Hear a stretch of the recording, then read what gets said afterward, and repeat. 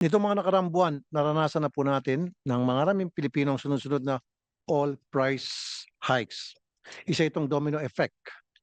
Kapag tumaas ang presyo ng langis, kasunod ang mas mahal na pamasahe, dagdag na gastos ng ating transport sector, pagtaas ng presyo ng mga bilihin at mas mabigat na pasanin sa bawat pamilyang Pilipino.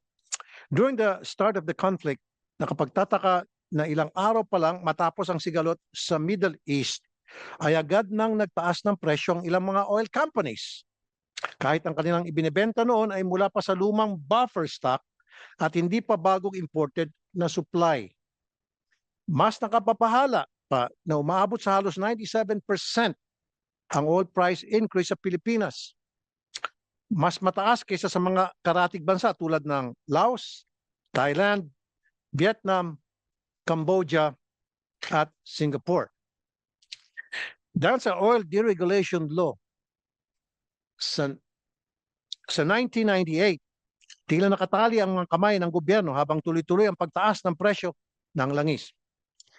If it no longer protects the Filipino people during the times of crisis, then it is time to amend and restore the government's ability to act against unjustified price increases.